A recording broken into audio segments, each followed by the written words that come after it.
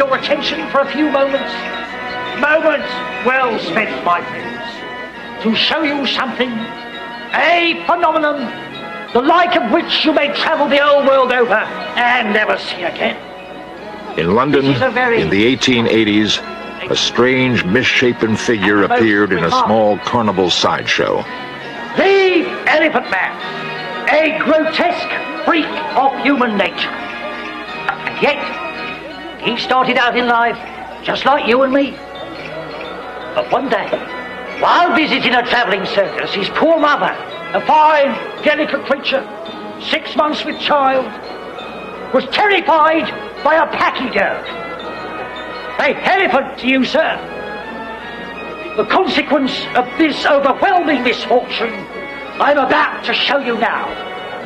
Don't let this wonderful educational opportunity pass you by. Would you kindly step this way, ladies and gentlemen? Thank you. Who was the Elephant Man, and what caused his grotesque appearance?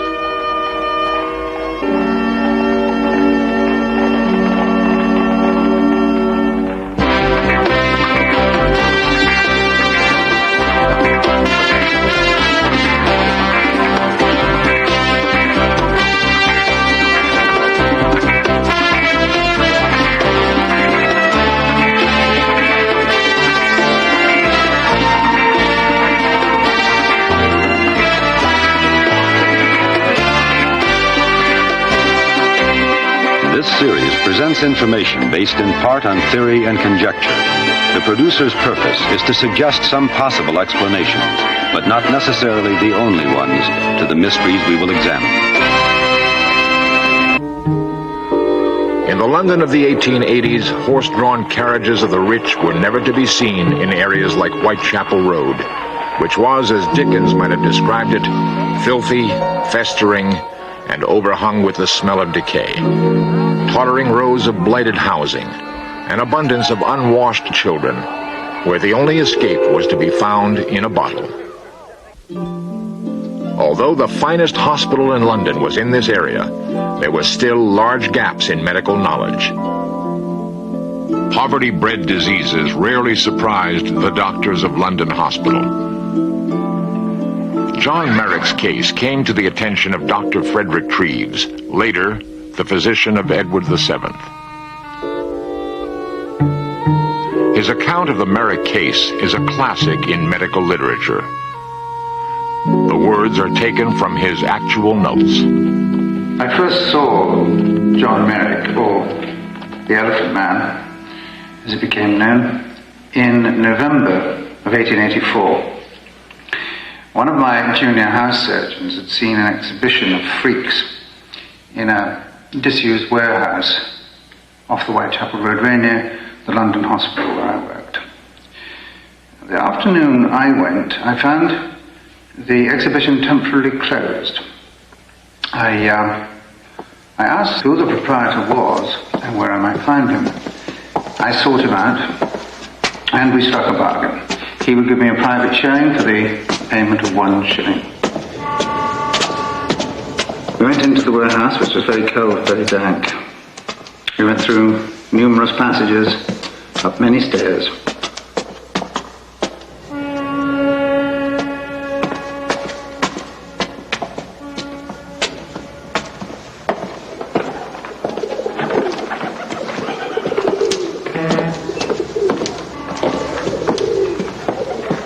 Finally came to the room where John Merrick was sitting hunched in a corner. There he is, Governor.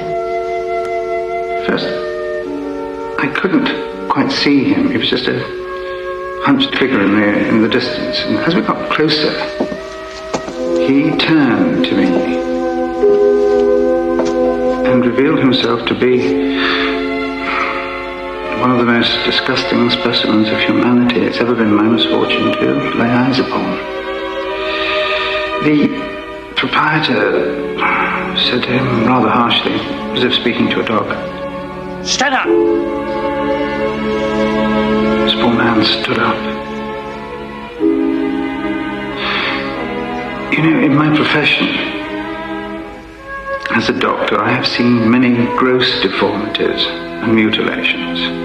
But I can honestly say, never before or since have I seen a more pathetic, disgusting spectacle than poor John Merrick.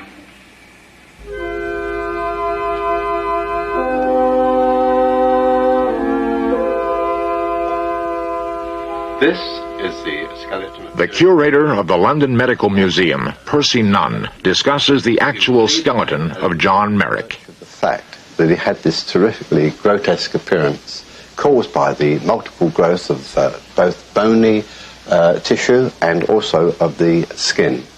Although he seems to be short in stature, this was attributed to the fact that he did have a scoliosis or curvature of the spine which reduced his height by at least 6 inches. And also the pelvic basin is twisted in such a manner that he became quite a cripple. He has this growth of bone on the head and down the right-hand side of his skeleton. The cast itself was taken when Merrick died, and the cast is a true replica of the way he looked during the time that he was alive. The jaw of the Elephant Man is inclined to the right, and it was here that the first formation of bony growth manifested itself about the age of 4.5 years. During the time he reached the age of 11, the whole of the head, including the forehead, began to show signs of these bony growths. This is a cast taken at death of the Elephant Man's left hand, as you see there. And you will notice that this is almost a normal hand, as against the right hand, which is here, and this is where the disease really took place.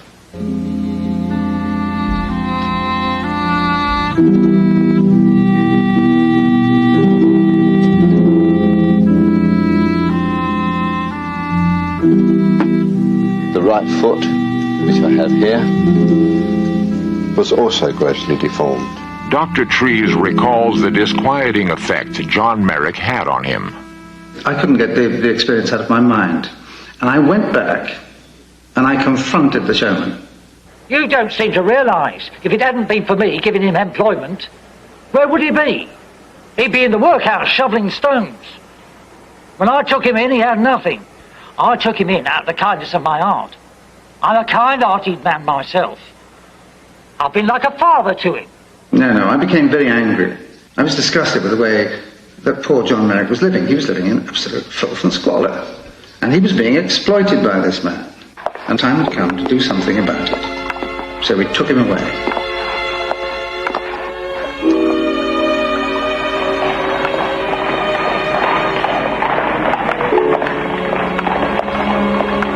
I decided after a while that the best course would be for me to provide John Merrick with a home of sorts and some sort of security. It wasn't altogether an altruistic decision. I, as an anatomist, wanted to study him from a medical point of view. Dr. Treves admitted this man himself. The head nurse remembers. Which I found rather audacious of him, although I suppose he had his own reasons. And initially I felt rather annoyed, well, very annoyed in fact, because in fact it was irregular, most irregular. We have very strict rules here, made for very good reasons. One of our main rules is that we do not admit incurables. We just simply cannot afford the beds, nor our nurses' precious time. We have many casualties here. We have industrial accidents. We have to have a certain number of beds always vacant. We provided him with a room in the London hospital, and he lived there, I think, in relative peace until he died. When I saw the face for the first time, that's something I would rather forget, and I put it to the back of my mind because I was almost physically sick. And as a trained and experienced nurse, one is not proud of that. One has seen accidents, one has seen terrible sights. But this was something quite indescribable. One could not help but being deeply affected by this case, this particular case, because here was a man we could have turned away, and here was someone that indeed we could help. He was incurable, but that doesn't mean to say you can't help people. John Merrick lived for 3 years at the London hospital. Dr. Treves visited him often, constantly bringing books which opened up a magic world of make-believe to his patient, who began to construct miniatures which he proudly presented to visitors. He must have had the most horrific mental troubles to bear, knowing what he looked like. I believe that his coming into our hospital helped not only himself, but all those around us. It widened our own experience. It certainly widened mine. And in the end, I felt rather ashamed of my initial reaction. The circumstances of John Merrick's death were a little puzzling to us at the time. You see, John Merrick, because of the size of his head, had to sleep sitting up with his head resting on his knees. When we found him, he was lying flat on the bed, and as a consequence, he'd suffocated. Now, whether it was a deliberate act of suicide, or whether it was a pathetic attempt on his part to try to live some sort of a normal life and sleep like a normal human being, we will never know. But he was dead when we found him. And although it was tragic, and he'd made many friends while he was here at the London hospital, I felt that we'd made the last few years of his life a little better than it would have been if he'd remained where he was. When John Merrick, the Elephant Man, died, he was thought to be a singular, hideous aberration of nature. Yet today, 100,000 people in the United States alone are victims of the Elephant Man disorder, neurofibromatosis. It is John Merrick's suffering that has called attention to their affliction, something society has tried to hide. How does anyone afflicted with this disorder cope with it today?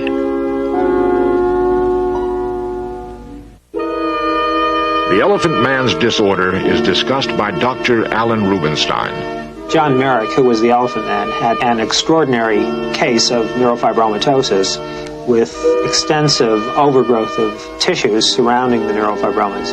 He really represents one end of a wide spectrum of this disorder. The disorder can range from a benign syndrome in which only a few lesions are present to people who have more severe involvement of the skin and more seriously growths of deeper areas of the body, which can lead to blindness, deafness, and spinal cord paralysis. Neurofibromatosis is not a rare disorder. The incidence is approximately 50 per 100,000, which means that 100,000 Americans are affected with this disorder. That makes it as common as muscular dystrophy or multiple sclerosis or other diseases which many people have heard of. I started to get panicked when I was about in my 20s, late 20s, and I suddenly realized that something wasn't quite right. Irene Smith has additional symptoms. Neurofibromatosis. And then I started to get falling about, losing my sense of balance.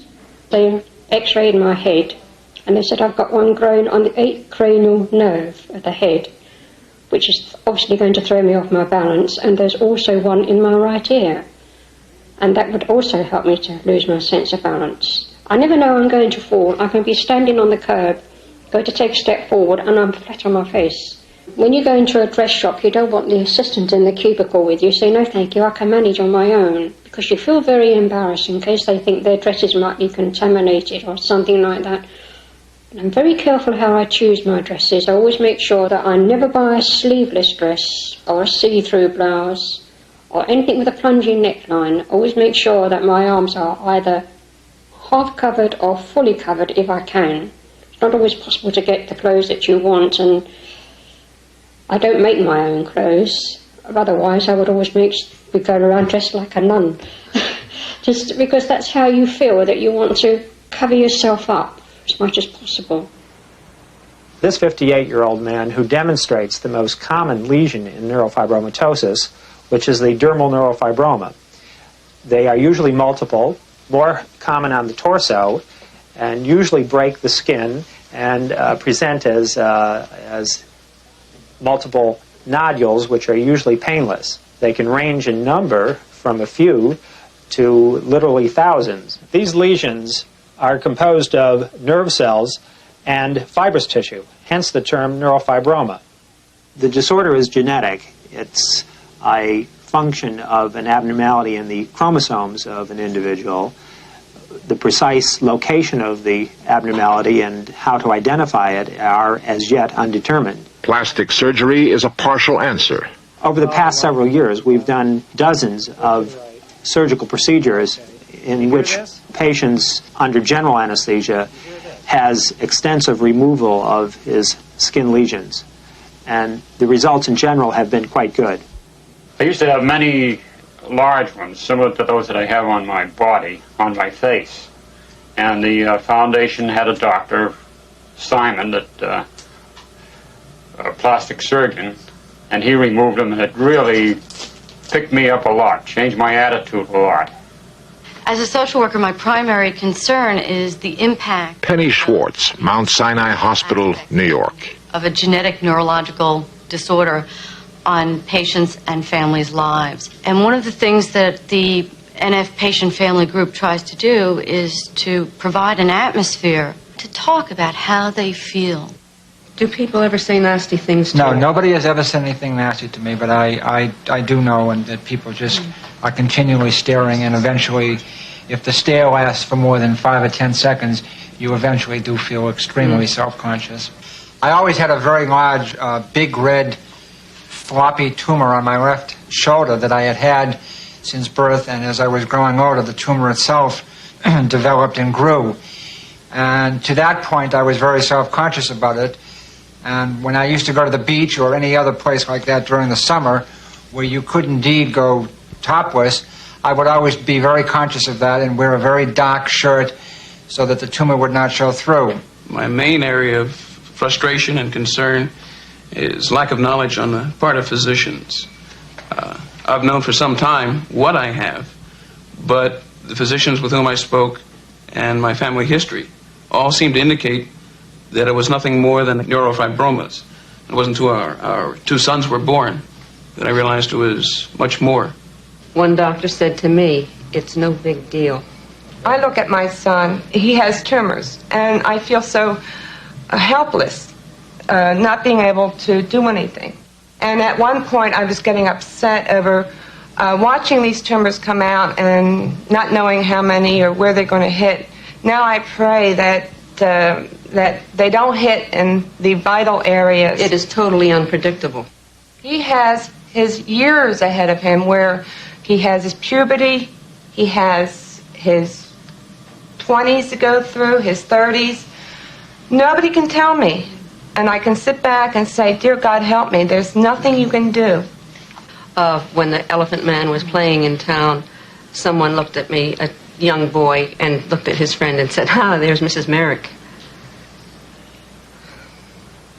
All of us know how important touch is. When people touch you, like that, how does it feel? Does it hurt physically sometimes? Yes, it hurts when they touch me. It depends where they touch me or how hard they touch me, it hurts. Sometimes I want to hug somebody, but looking like I am, I'm afraid to because I don't know how they will react. What are you afraid will happen, Porter? They will be repulsed. I've had people look at me and back away in horror. It might not only be that they may feel repulsed, but they might feel that it's contagious, but it's not. Like when we have a social gathering and people come in and they kiss each other, like I always kind of wait for them to approach me first. And if I see them approach me, then I can already tell the sign if they're going to approach me. If they don't, I just give them a smile and not make them feel uncomfortable. I have a different perspective. I'm a parent. I don't have NF myself. But as I was listening to you and to Porter and to June before, and especially to June before, I had another thought. And it was that all of us, my daughter and you and June and Porter, are bigger than NF. And that's not the same thing as saying that it's nothing much. It is a great deal. But I know that if I give in to the anxiety, I could not live a contributing, happy life, and my daughter can't either. And so you have to go beyond that. My daughter is more than her neurofibromatosis. All of us are. And the fact that we are here and functioning and working shows this. The legacy of the Elephant Man. The tragic life of the Elephant Man has attracted the attention of the world to his disorder. The importance of research on neurofibromatosis extends far beyond the fact that 100,000 people have this disorder. The incidence of mental retardation, epilepsy, and cancer, 3 very common health problems in the United States, are much higher in people with neurofibromatosis than in the normal population. Research on the mechanisms by which neurofibromatosis produces these problems may very well lead to clues about these other major health problems. The first purpose is to provide information. Joan Rudd is president of the National Neurofibromatosis Foundation. In the 100 years since Dr. von Recklinghausen first described neurofibromatosis, scant little has been learned about the disorder. Whatever progress, whatever information was learned about neurological diseases in general, there was no way for communication to be promoted internationally readily. The foundation seems to have filled that need. Doctors from all over the country and all over the world in all specialties have a structure within which to communicate. For information concerning neurofibromatosis, write NF, 180 Riverside Drive, New York, New York, 10024.